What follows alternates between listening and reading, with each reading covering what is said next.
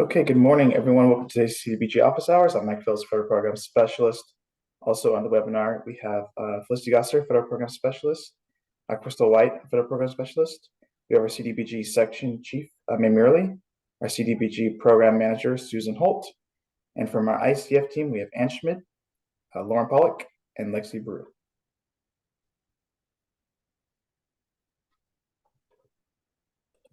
If you are unfamiliar with how to ask a question, you can go to your user dashboard and click on the Q&A chat icon. We do ask that, or you can ask questions anonymously, but we do ask that you leave your name, organization, or the region you're associated with. This just better helps us track follow-up and keep questions grouped together. We will read questions out loud throughout the presentation and provide answers if possible. And all questions will be saved and recorded as part of the public record. Okay, with that, let's get into our CTB program updates. I'll pass it off to Musher this morning. I'm Crystal. Crystal.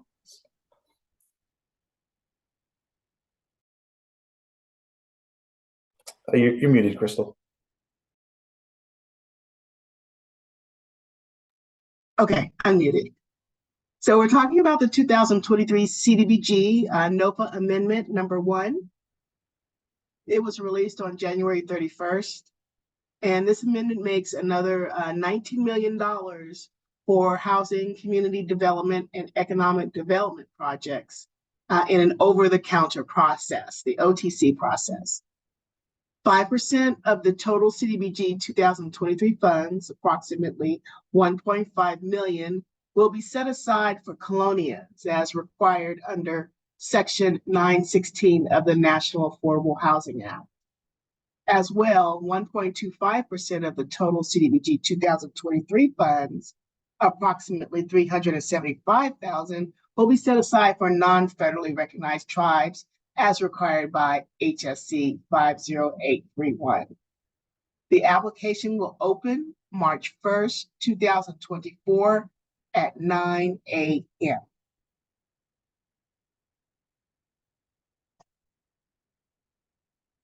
Excuse me, let me move on to my next screen. I'm having some troubles getting to my next screen, folks. Just one second. I can go ahead and pick it up from here, Crystal.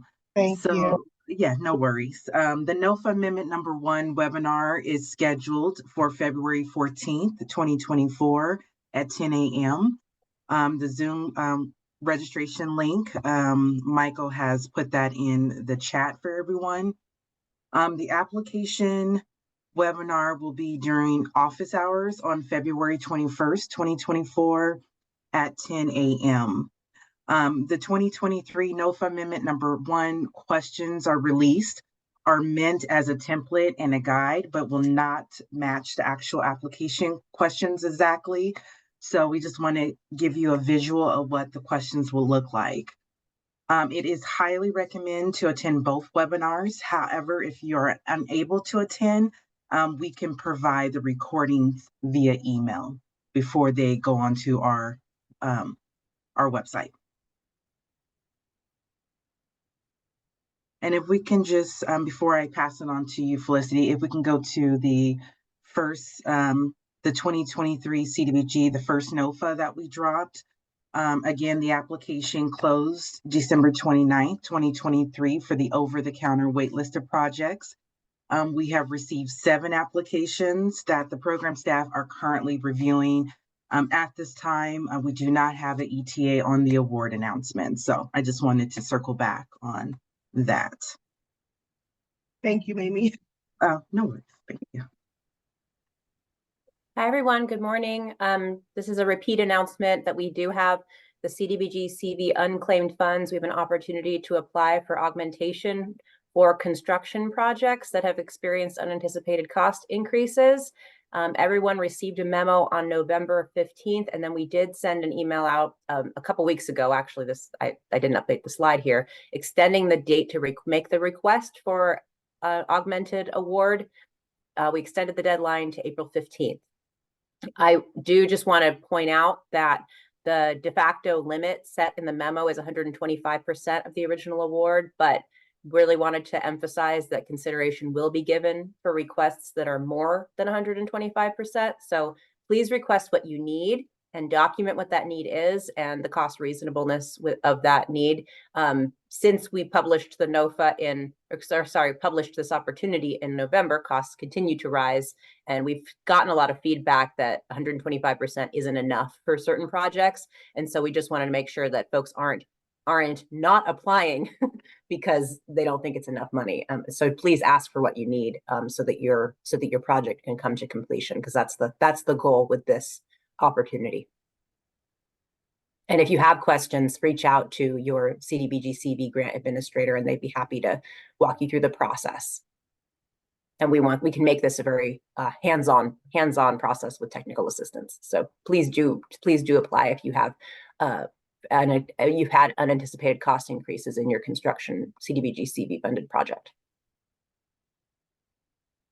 I'll pass it back over to you, Mike. Thank you, Felicity. So let's get into our Q&A recap from office hours 2 weeks ago.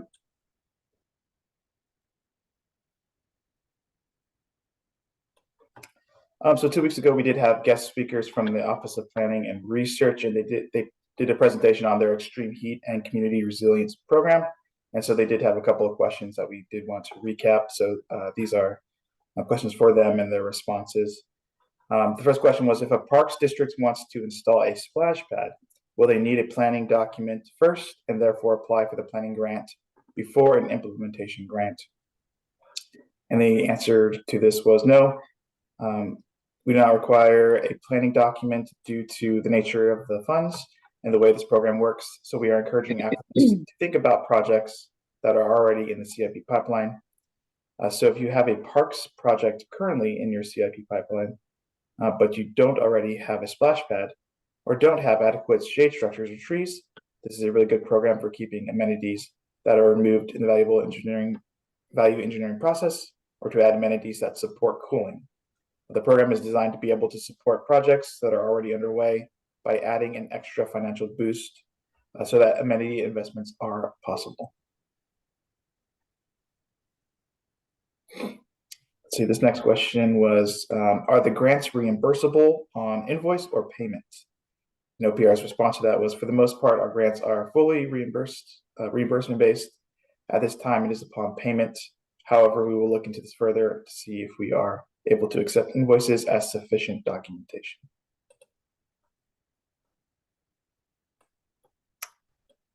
Next question for them was, is a nonprofit 501c3 organization eligible to apply for this NOFA? And the answer to this was yes. The next question was, what is the term of the grant? And it's 24 to 30 months.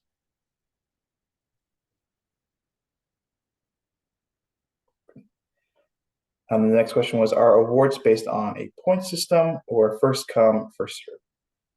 And OPR's response to that was, sign up for our newsletter for more information. We will be scoring the application utilizing the same scoring criteria for all of the grants. Point system applications will be due April 23rd. So check out the grant guidelines for scoring criteria. And it was released on 1/29. And they do have a listserv that you can sign up for, and I will post that into the chat. Okay, let's see. So this question was on the Spanish translation of the GMM. The question was, are there any plans to publish the Grants Management Manual appendices and attachments in Spanish? I'm going to translate some of the employee income self-certification forms and job retention and creation agreements with ChatGPT in order to share with a client that is ESL, but plan on having him sign the English versions of the documents for his client file. And the answer to this was, we anticipate this happening within the next 6 months.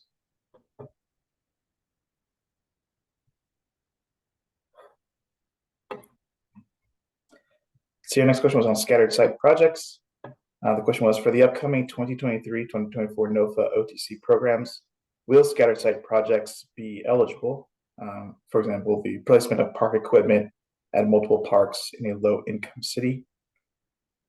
And the answer to this was yes, from an eligibility perspective.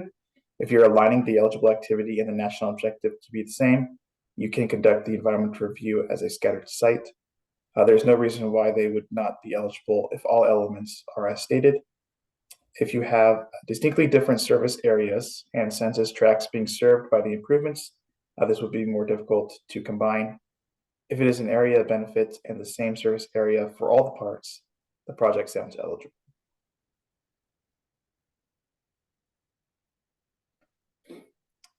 And let's see, the next question was on the NOFA release.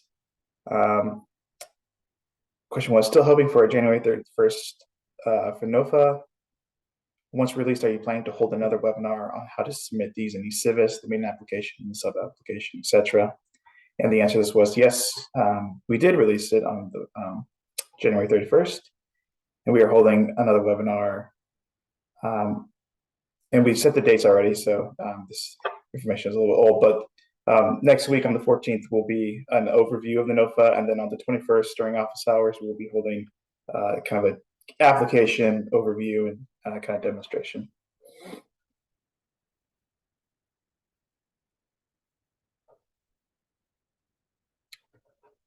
This next question was on the NOFA files. The question was, are the files, the required attachments, going to be the same as the last NOFA?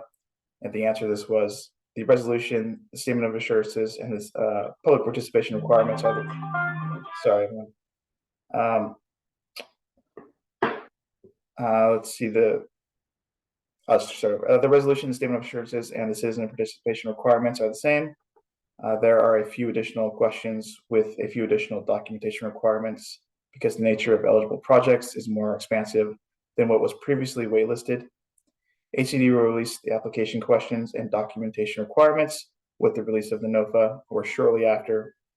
New documentation requirements will apply to economic development and housing projects since there were no applicants for this type of project under the original NOFA. Let's see, I think this is our last question on eCivis migration. The question was, are the current grants, the 21s and 22s, going to remain in eCivis once HCD transitions to its new platform later this year? And the answer to this was yes, they will remain in eCivis at the time of the transition this year. However, we will be migrating grants in batches in the future. We will keep you posted on that timeline, but please note that this is not in the near future. Okay, that was it for our Q&A recap. So let's get into our live Q&A. Let's see, our first question is from Brandy.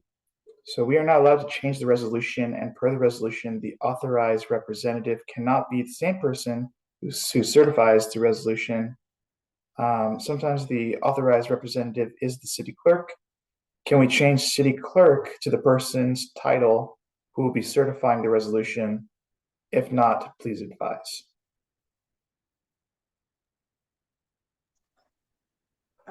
Brandy, on that, I'm not really clear. I don't know if Felicity, if you kind of understand what she's. Yeah, I understand the question, which is on the city clerk line on the resolution. It states city clerk, and can she change the title?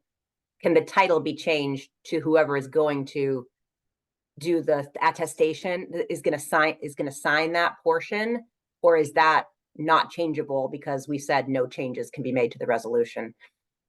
I don't know the answer to the question.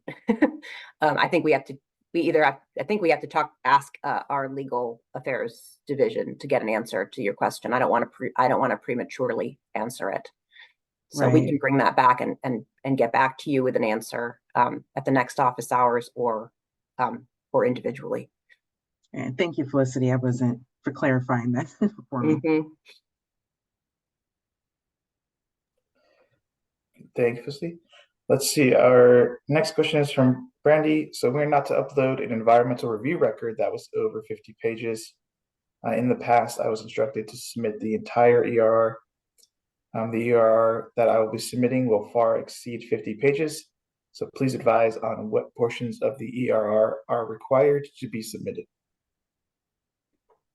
Brandy, we do request for you to upload the forms. I was talking to our environmental specialist, and she says to provide us a complete NEPA review minus the public notices. Again, we want you to be able to complete the environmental review so we can have our environmental review it and approve it before you do your FONSI, NOI, or RROF. So I don't know if the 50 pages includes the publication or not, but to make it complete, what we need will just be the environmental assessment or whatever environmental documents you need for us to review. And if that exceeds 50 pages, Mamie, is there a recommendation? Or do we? I'm not familiar on the page limits when it comes to uploads. Let me see here. I think we can find out for you if there's any limitations on how many pages that you can upload. I'm not familiar with that limitations.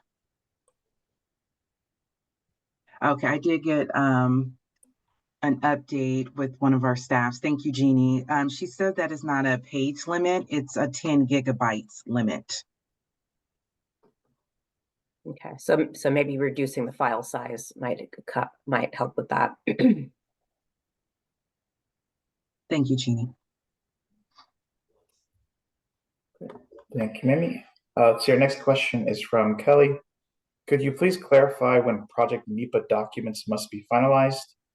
Should they be finalized by application submission on 3/1 or upon award? At application submission, because the requirements for the over-the-counter waitlisted projects is to be shovel ready. So that includes the NEPA documents. So per our NEPA specialist team, it should be 100% complete when you submit the application, so we can submit those documents to our specialists for them to review and get that process started for approval for the authority to use grant funds.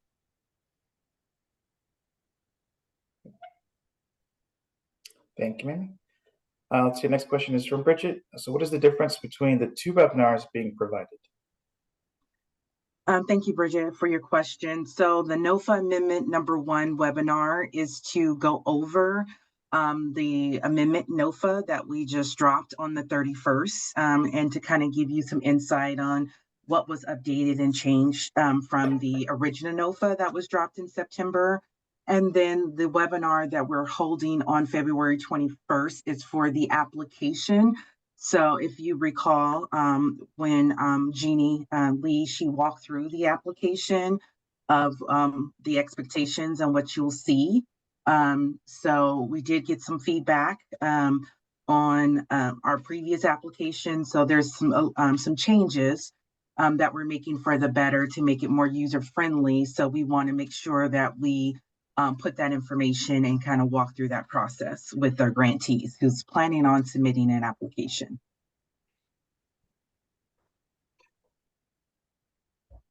Great. Thank you, Mimi. Let's see, our next question is from Paul. So did Mimi state that the application template pages that are on eCivis now will not match the application when released on March 1st? Yes, Paul. Pretty much we wanted to put the questions out there. They're just meant as a guide, will not be exact, the ones that's currently out there, but we should have an updated one by the end of the week. Our time is kind of tight with us dropping the NOFA just on the 31st. So we just want to make sure that we have some information out there for you guys to review and have a guide on expectations. And if we do put updated questions out there for you, like I said, we're trying to wrap things up on the application. We will notify and send out an email blast on that, any updated files that we put in the solicitation. Thank you, Mimi. So your next question is from Jeff. So what is the What is the grant expenditure date for open CDBG grants? Is it the termination date on the agreement or 30 days before that termination date? Please clarify. Thank you. Jeff, it's going to depend on which specific standard agreement you're talking about, because we have made changes between 2021 and 2022. We did make changes to the expenditure deadline. And so it's for older grants, it is the same as the expiration date of the contract, but for newer grants for 2022 and newer, it's I believe it's 90 days prior. I'd have to check. I'd have to check what it is, but there are different deadlines depending on what your standard agreement is. So please do take a look at your standard agreement.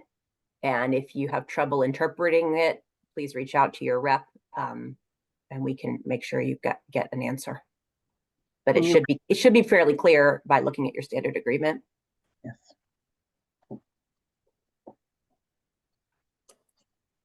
Thank you, Felicity. Let's see, our next question is from Angel. Is there any way to get additional funds added to a CV grant that was awarded to a business loan program? Items purchased with loan funds greatly increased, and some businesses did not get all the items and could use more funding. Thanks for the question, Angel. That is not what we plan to add CV funds for at this time. We don't anticipate adding additional funding for business loan programs, just for construction. Okay, thank you, Felicity. Let's see. Next question is from Jeff.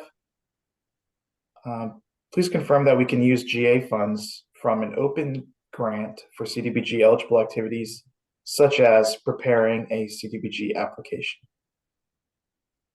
Team, correct me if I'm wrong, but my understanding of eligible uses of general admin is that yes, you can use that. You can use that for general administration of your CDBG program, and applying for new CDBG dollars is an eligible use of those funds. You are correct. Mm-hmm. Thank you, Felicity. Let's see. The next question is from William. Is there a link to the next NOFA webinar? And the answer to that is yes. I'll post this. Repost this in the chat in case anyone joined late. But what I just posted is registration for the webinar next week for the kind of like the NOFA Amendment number 1 overview. For the application webinar, that's going to be during our next office hour. So if you're already registered for office hours, it'll just take place during our next office hours. Let's see. Our next question is from Jeff. Do you have a time estimate for review and approval for CDBG PI applications? Any estimate would be much appreciated. Thank you, Jeff. If you can send a message to our CDBG box, we'll take a look and see who is reviewing the PI application so they can reach out to you and give you a possible ETA.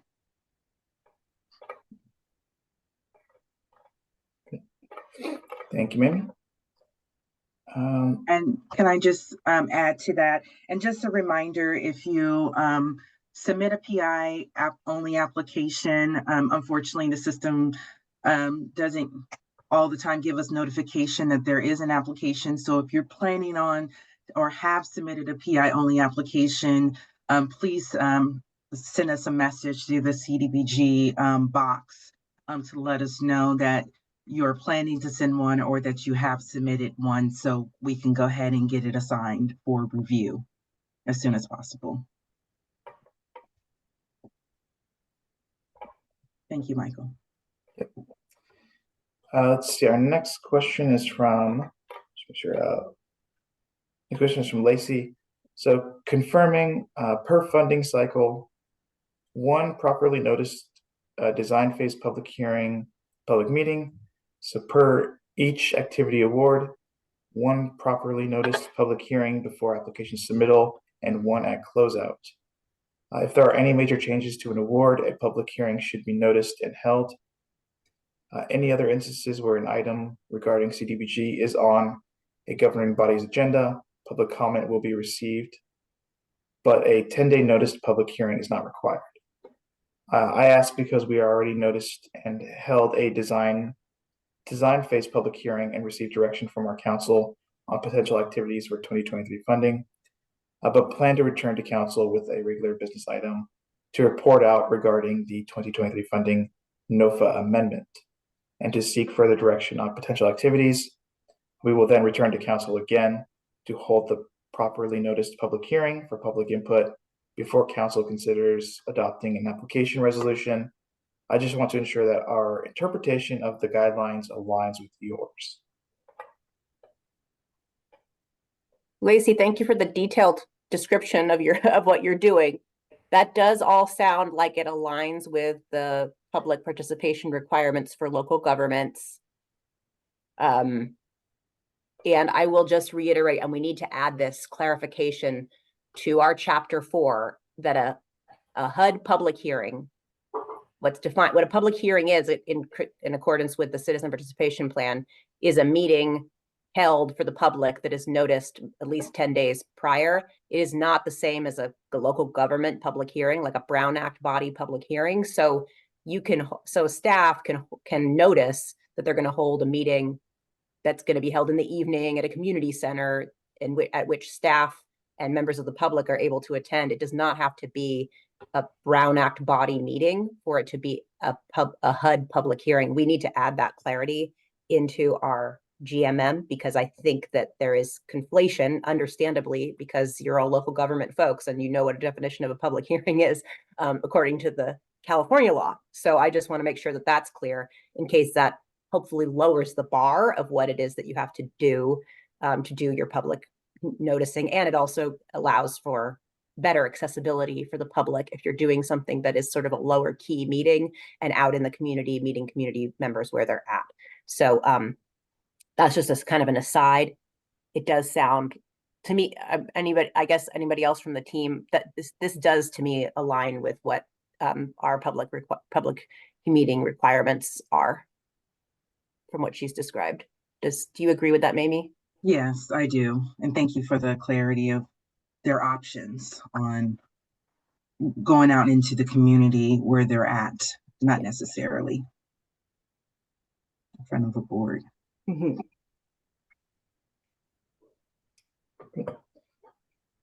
Let's see, our next question is from Jeff. Can you provide some examples of what technical assistance can be provided under TA for a CDBG ED-BA grant? That's a great question, Jeff. I'm not an economic development expert, but I can say what I know, and then maybe Anne, you can add some opinions. I would direct you to our economic development manual that's published as a part of this JET Grants Management Manual. I think there's a pretty good description of what are eligible costs for technical assistance there. It is essentially providing assistance to potential applicants to help them to prepare to be able to qualify for a business assistance loan. So getting them ready for that underwriting that's going to be part of a business assistance loan. It could be things like developing a business plan, doing credit improvement, helping them to do better hiring, hire who they need to hire. I don't have other ideas. That's all I have at top of mind. Anne, do you have other thoughts? Yeah, I would just say, in addition to looking at the GMM chapter, which I'm sure it cites, the HUD matrix code definitions provides examples for each of the matrix codes. For an 18B, it talks about providing technical assistance to for-profit businesses, including workshops, assistance in developing business plans, as Felicity said, marketing. I mean, I think the thing to remember here is that it's sort of the activity delivery of getting folks into the program successfully, and you can't charge it to the business award because of the public benefit standard requirements. And so really just making sure that whatever you're doing in terms of holding applicant workshops or helping folks get through the process. There also then is the Federal Register, the Code to Federal Regulations, 24 CFR 570-203C, that further outlines what technical assistance is under the special economic development activities. So I would look at those two resources and we can put those in the answer for next week. Great. Thank you, Ann. Let's see, our next question is from Justin. Hello, I'm looking for clarity regarding the amendment recently made creating an additional 19 million in funding. Are we supposed to resubmit projects even if we already previously submitted during the fall of 2023? Justin, thank you for the question. No, the applications that were submitted during the fall of 2023 that was only eligible for previously waitlisted activities. And if you submitted an application during that time, it's under review for funding. So you do not need to resubmit projects that were previously submitted with this amendment. This would be for new projects that were not previously applied for at any time. I'd like to add, can I circle back and add some clarity to a question previously answered, which was, I think, Jeff Lucas's question on can general admin for CDBG be used to apply for new CDBG awards? It does need to be a like for like. So if you have a CDBG CV award, then you can't use the CDBG CV general admin to apply for an annual program, but you can use annual program general admin. So just wanted to make sure that you know that distinction. Thank you, Felicity.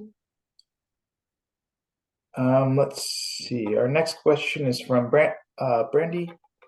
So if the AugF 30 Use Grant Funds has already been issued by HCD for the NEPA, do we need to upload the entire ERR?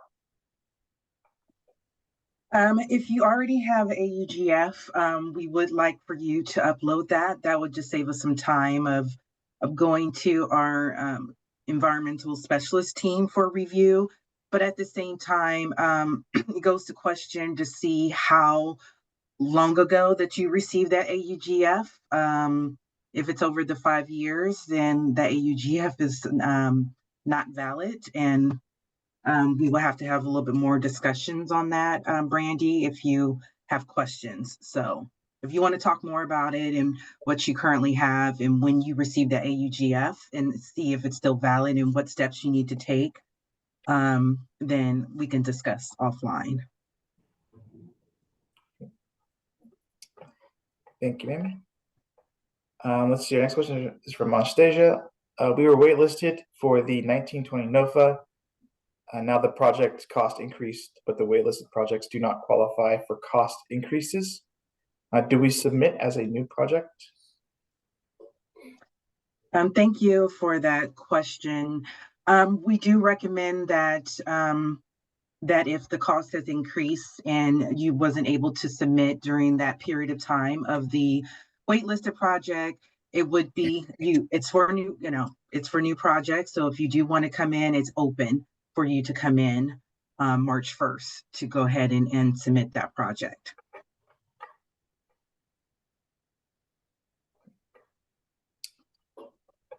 Thank you, Mimi. Let's see, Paul has a comment, clarification. So the application in eCivis states, do not upload the entire environmental review record if it is more than 50 pages. Thank you, Paul, for that clarification. My understanding is the gigabytes, but we'll take a look at that question and see. We'll get back to you, Brandy and Paul, and the masses on that. And if it does say that specifically, we can just update that language since it is inaccurate. It's not pages. It's based on the gigabytes. Thank you, Mimi. Let's see, a question from Jordan. We are considering a project which was previously intended to only use state funds and therefore has not undergone NEPA analysis yet. We can complete a draft NEPA analysis before the NOFA opens on March 1st. but there is not sufficient time to complete the mandatory 30-day response period for cultural and historic resource consultations. Can a project for the OTC NOFA have a substantially completed NEPA document with a timeline for finalizing shortly after the consultation response window has closed? Projects are put in a difficult position with like a difficult position. with a 131 NOFA release and a March 1st application open period due to the mandatory 30-day consultation period.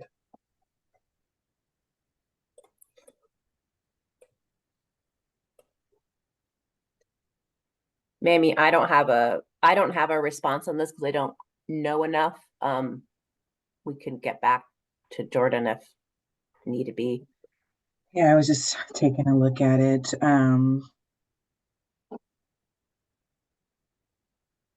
Yeah, normally the NEPA analysis,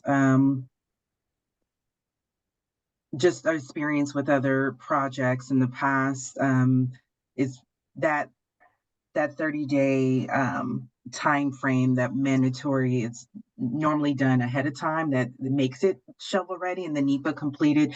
So I can, like I said, we can take a look at your question and get back to you and maybe consult our environmental specialist team on it. I'll also say that thanks, Mamie. I'll also say the application window is open for 60 days. Right.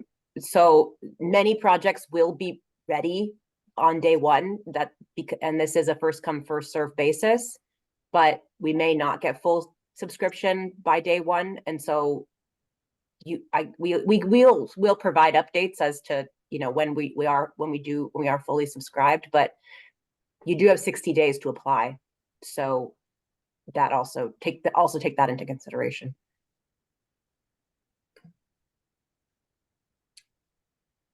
Thank you, Felicity. Let's see. Our next question is from Janet. So please clarify the upload limit. Last office hours, it was mentioned that there was no limit, and now it's 10 gigs. It appears that it is now required to upload the full set of plans and specs in addition to the readiness letter.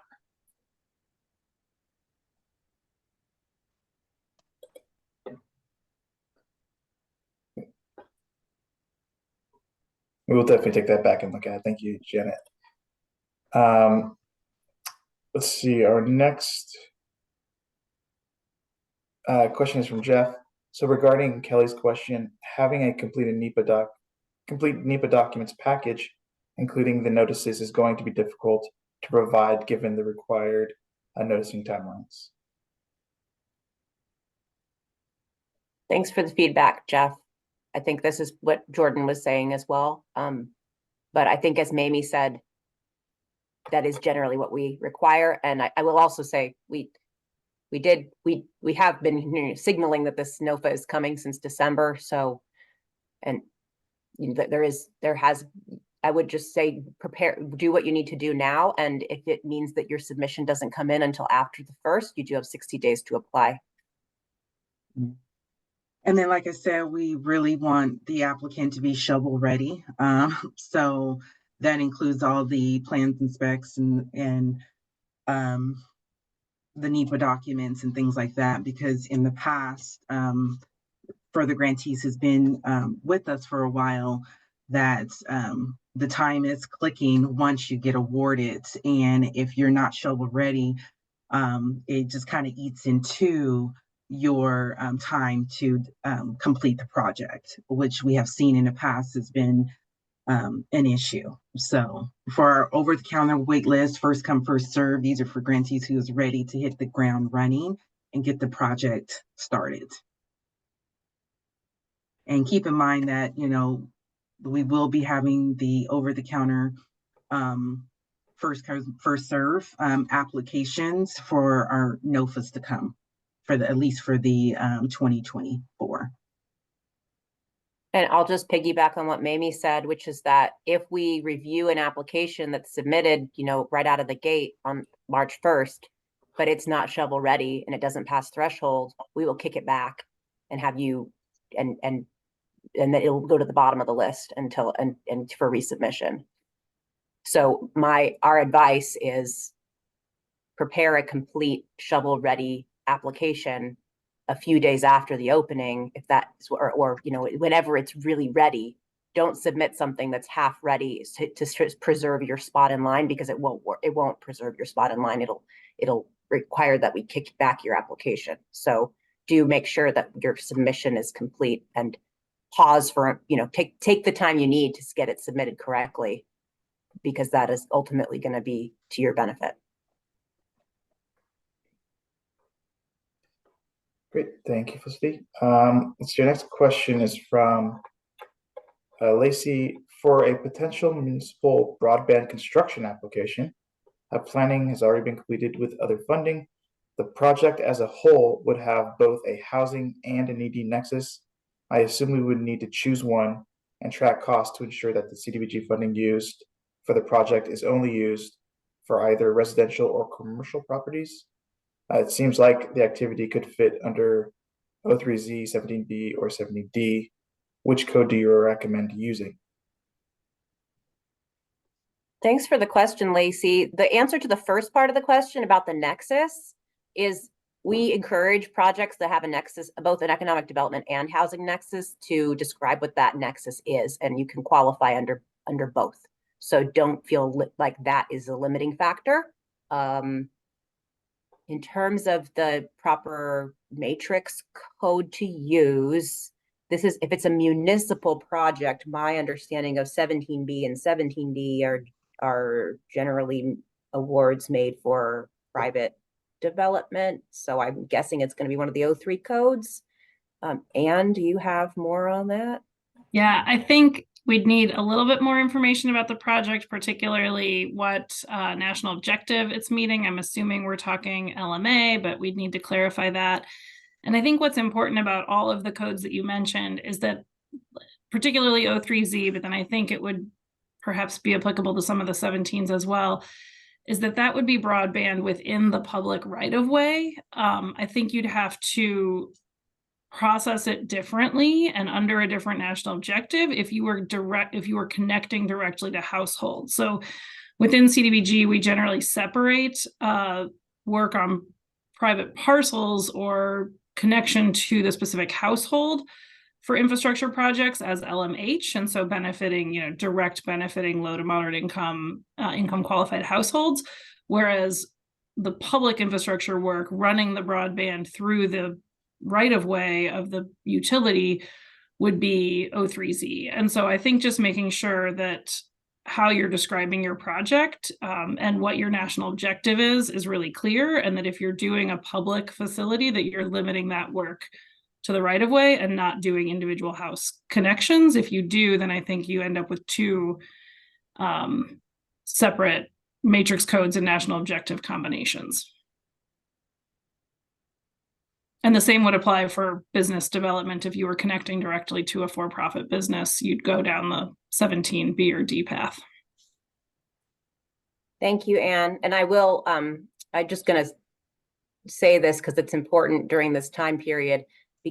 And Mamie, correct me if I'm wrong here, but the place to bring these questions for now does need to be in an open forum in office hours, because we have the application, the NOFA has been released, so we can't provide individualized technical assistance now for projects that are applying under the 2023 NOFA. So if you do need clarity like this, it does need to come to us through office hours so everybody can hear the response, so there's fairness. So just wanted to add that clarification, Lacey. So if you have more clarifying questions, do bring them here. And we can provide general answers. Thank you, Felicity. Let's see our next comments from Anonymous. Not a question, but a note you might not be aware of. We keep getting emails for the fraud, waste, and abuse training for awards that are in closeout, and we cannot complete a task for an award in closeout. In the future, it would be awesome if these tasks were for jurisdictions and not for each award. That's great feedback. Thank you. As we build out the new grants management system, we do plan to have some functionality that's at the jurisdiction level rather than at the grant level. we don't have it all fully, we don't have all the answers yet, but that is a plan as far as I'm aware. Yeah. Thank you, Felicity. So your next question is from Deborah. The PI only application is a 2022 application. Should we use the 2022 resolution template, or do we need to use the newer 2024 resolution template? On that, I can go ahead and answer that. We want you to use the most current resolution that we have, the template. We are working on developing a PI only application for 2023. So Deborah, I don't know how far you're if you have started an application or not, but if you want to email your representative to get some more information, if you haven't started yet on your application. But we are in the process of opening a PI only application for 2023, but shortly. But I just don't have an exact date just yet.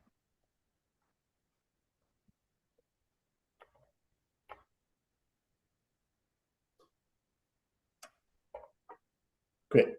Thank you, Mimi.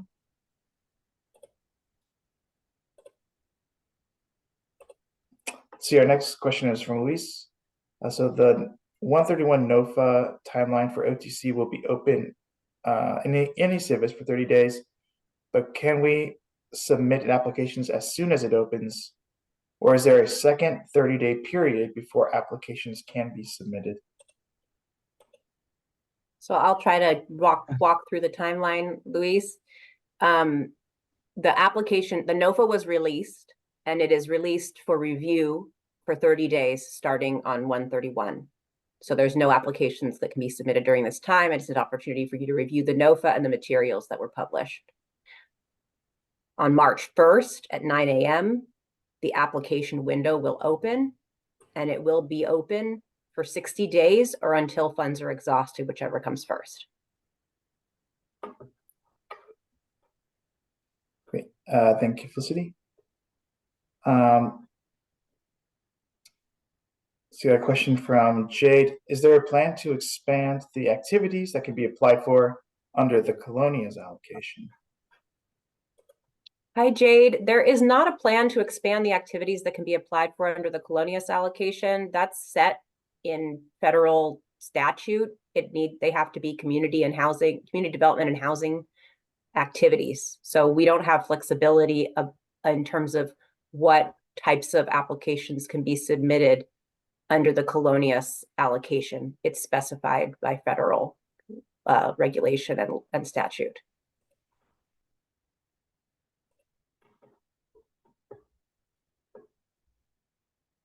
Thank you, Felicity. Let me see.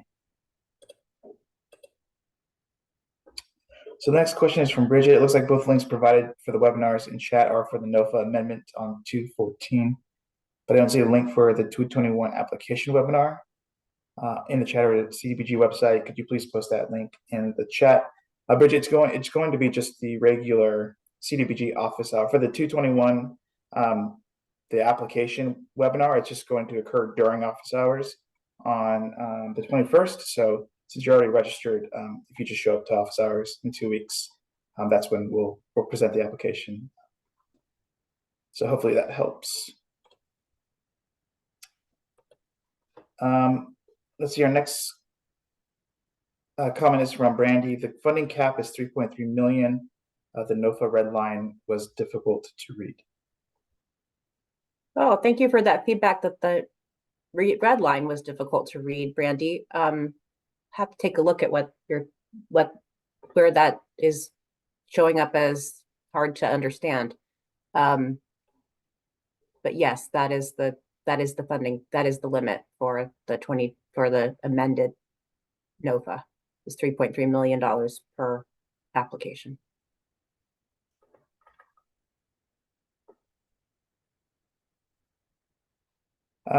Thank you, Felicity. Let's see, our next question is from Justin. Thank you, Felicity, for the clarity. Our company applied in fall 2023 for old funding. So regarding the Amendment 1, this is referring to new funding, and we need to submit a separate application. Sorry, I just try to wrap my head around the opportunities that have been presented. So Justin, yes, the amendment number 1 is referring to new programs. You're stating your company applied. I just want to clarify that the only eligible applicants for CDBG funds are units of general local government, counties and cities in the state of California that are not members of HUD entitlement jurisdictions, so our rural counties. Perhaps your firm is working with a jurisdiction, and that's what you're stating. So just wanted to make sure you have that clarity, and you should be able to go to the NOFA itself to get the additional guidance on eligibility.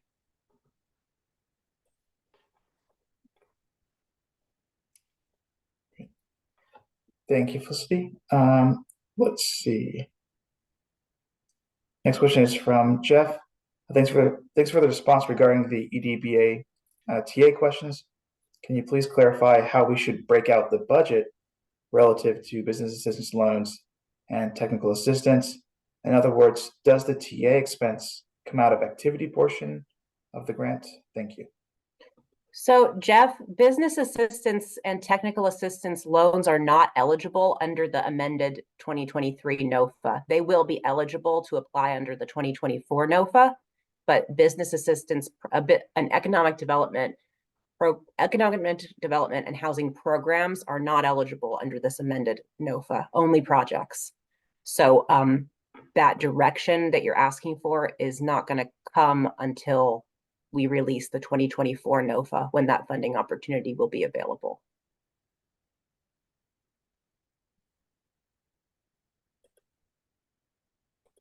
Great.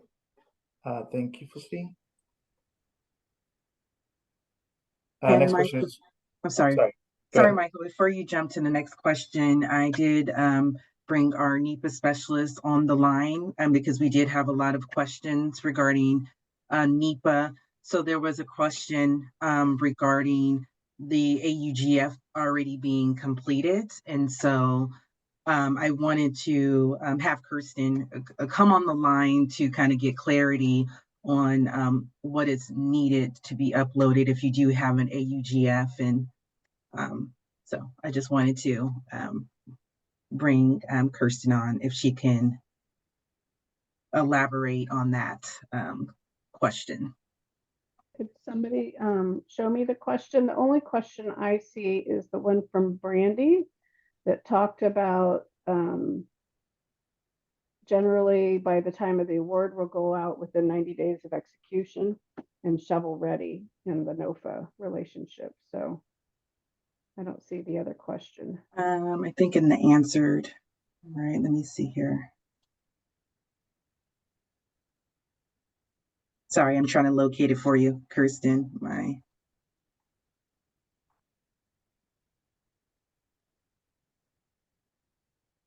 I think there were 2 primary questions that I heard. One of them is that if you have not yet done consultation with State Historic Preservation Office, is it okay to submit an ERR that's pending that response? And I think that the answer provided was that it's best to wait until you have a completed ERR before submitting. And then the other was about level of detail in the ERR, inclusive of project plans and specifications that may exceed the 50 pages or the file size. Okay, so let's talk about what we call completed NEPA, right? So a completed NEPA in HUD's terms means one that's already received an AUGF. Although if it hasn't, what we would prefer is for the NEPA to be at the place where it's ready for public notice. That means your consultations are complete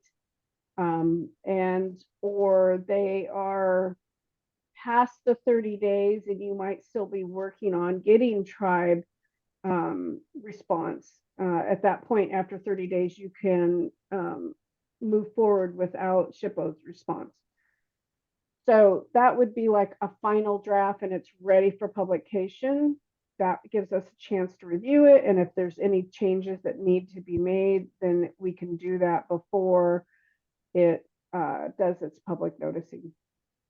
If you've already received an AUGF, then absolutely you need to send that package with the AUGF that has already been submitted.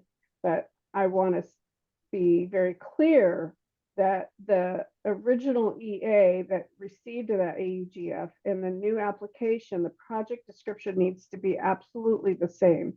If there's any changes that you guys, not you guys, but if the project has now had an opportunity to add a scope of work to the project, which happens, especially with phased projects, then you're going to have to do a reevaluation, even though you've received an AUGF within the last 5 years.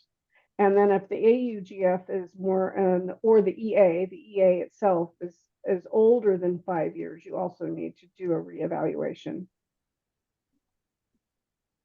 Thank you.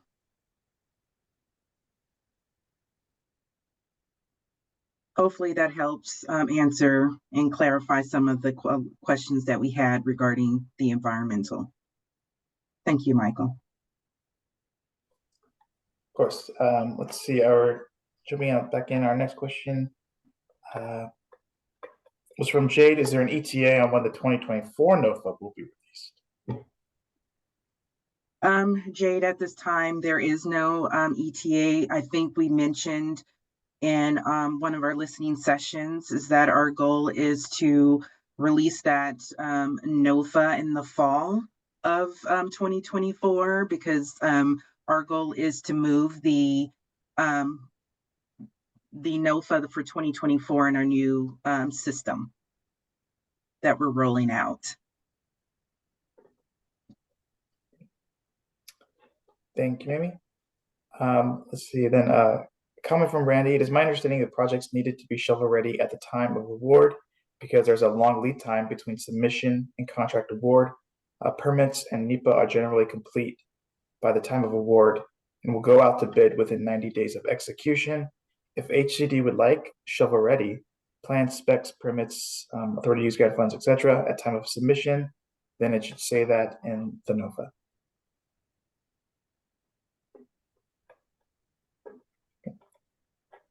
Thank you, Brandy, for that feedback.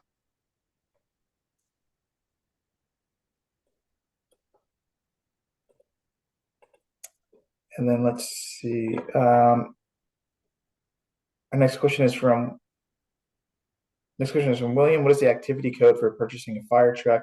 Would it be eligible under this current NOFA?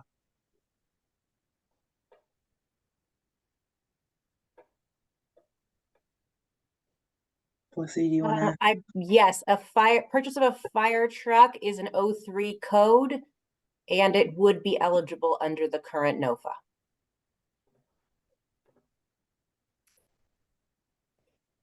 Fire stations and equipment is 030. Thank you.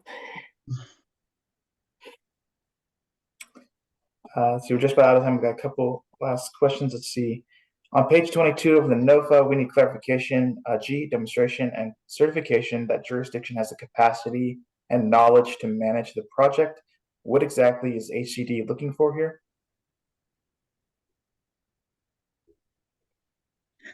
To answer that is that we just wanted to make sure that the developer that you're choosing, if you have one on your project, has the experience. Maybe at the time of the application, you may not have chosen a developer yet. So we want you to start thinking about that when you are choosing a developer, is their experience that they may have with it. And just working with our home team and them working with a lot of developers, this is some of the feedback that they provided to us here at CDBG on what they look for when they to make a successful project happen, is that the experience of the developer is one of the factors that they look into and have experience in the past that has helped the project get completed on time and within scope when you have an experienced developer.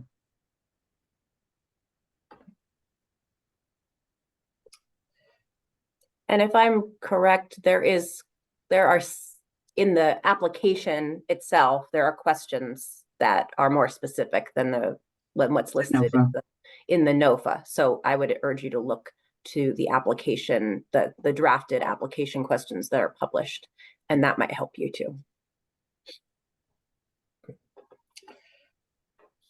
Thank you, maybe Paul. Hopefully Paul answers both of your questions, but we are over time actually, so we'll have to go ahead and wrap up today. Just be mindful of everyone's time. Thanks everyone for all of your comments, questions, engagement. As always, reach out to us if you have more questions. Hope you all have a good rest of your day, good rest of your week, and we'll hopefully see you next week for the NOFA Amendment 1 webinar. And see you all then. Thanks everyone. Thank you.